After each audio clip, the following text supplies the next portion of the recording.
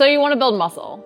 Put down your cardio crown and get ready to eat more. In this video, I'll cover muscle building 101, or bulking. And it's going to require you to go against many of the dieting and training practices you're used to, especially if you found yourself constantly on that yo-yo dieting cycle over the years. Now, if you're wondering, should I do a bulk? Here are some things to consider. Are you thin and wanting to see more muscle definition? Have you dieted down but aren't as defined as you'd like? Are you going through menopause and seeing weight creep on around your middle? Are you feeling like your metabolism is broken? Have you plateaued in your weight loss journey after being in a deficit for 6 months or more? If you said yes to any of these, it may be time to focus on a muscle building phase. Building muscle can improve our body composition if we're already pretty lean, making us look leaner and more defined. It can also improve our insulin sensitivity and metabolic health to avoid gaining unwanted fat as we get older. And a bulking phase can help us ultimately bust a weight loss plateau through a period of time focused on performance, metabolic health, and hormonal balance while gaining muscle so we look leaner as we lose. But I'll tell you the thing that most often holds us back from seeing the amazing muscle gains that are possible. And it isn't even a nutritional mistake or workout one, although there are a few common ones I'll go over to help you avoid them. It's the fear of gaining weight on the scale.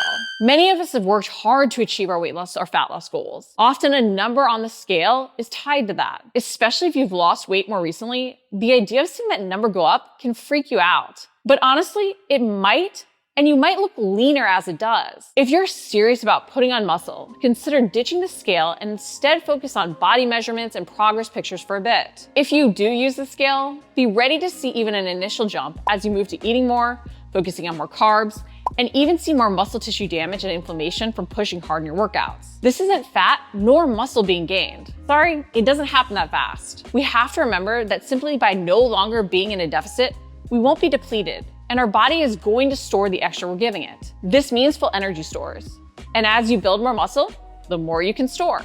But these stores are needed to see those gains. And then as you build muscle, the scale may go up. Because if you gain 1 pound of muscle and you don't gain any fat, this scale is going to go up a pound. Not to mention, more muscle means more storage capacity. With pushing your lifting hard as well to promote those muscle gains, you're also going to see jumps in the scale due to your body's recovery process. So to summarize, the scale will go up and you may see big swings daily. On top of this, as you see the scale go up, especially over time as you build muscle, you may even then need to embrace eating more to retain the lean muscle and also promote and support the increases in metabolic processes. This is why measurements and photos can be so key. Too often the scale jumps and we instantly come back when we need to do the opposite. It's why we never truly make progress. Gaining muscle is hard, especially the longer we've been training for.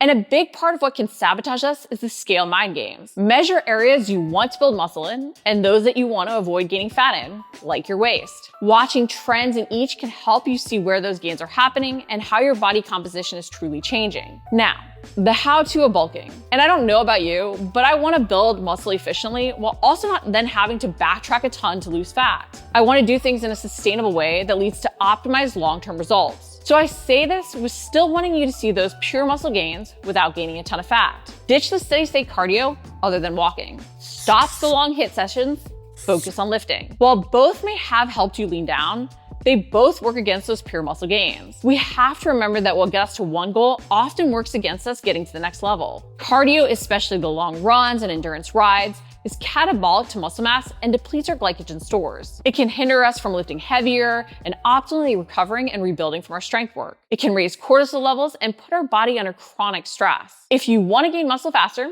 and have even been frustrated by a lack of results in the past, ditch the cardio for a time. This also means not turning your strength workouts into cardio sessions. Too often to feel more work from our workouts, because we equate feeling tired with a workout being good enough, we cut back on rest. This can make us get more out of breath or feel shakier, but it also doesn't allow our muscles to truly recover to lift as heavy the next round. And if we can't truly push the weights and exercise variations we're using to work closer to true muscular failure, we aren't going to create the same stimulus for muscle growth. Don't avoid longer rest periods the heavier you lift. If you're using a big compound lift like a deadlift or bench, and really are trying to work close to fatigue at 5 reps, you may need 2 to 3 minutes of rest. You actually want to feel like you earned that and don't fully want to get back to the weight even with that much rest. Too often we lift submaximal loads, just stop at the top of the rep range and cut our rest to make it feel harder. But this won't lead to the same muscle growth. And on top of dropping the cardio and not just focusing on our workouts making us feel tired and out of breath,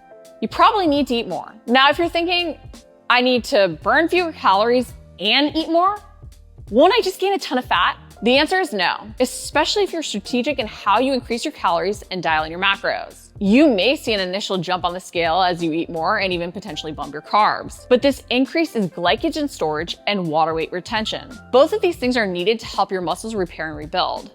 Not to mention, provide you with the energy in the first place to train hard and actually create progression to drive growth. But just creating a huge surplus isn't the answer. You want to increase your calories over what you're consuming to maintain your weight by 100 to 300. The greater the surplus, the more you may see fat being gained. And while you may not care about gaining some fat in the process to ultimately gain more muscle, there is a point of diminishing returns where gaining fat can ultimately hinder your performance, and especially if you aren't focusing on quality fueling, lead to slower recovery. You also then will have to do more of a cut after if you want to lean back down and risk losing some of the muscle you worked hard to gain. The more we end up in this bulking, cutting cycle, the more we can find ourselves gaining and losing the same few pounds over truly just slowing down to focus on the recomp happening. So a small sustainable surplus you can increase as you make progress can help you build while staying leaner to ultimately retain more of your muscle long term. And then focus on quality, both in your workouts and in your diet. While it may be tempting to not care how you're hitting your calories and your macros, and you should work in foods you love, you do want to focus on nutrient-dense foods to help your body recover optimally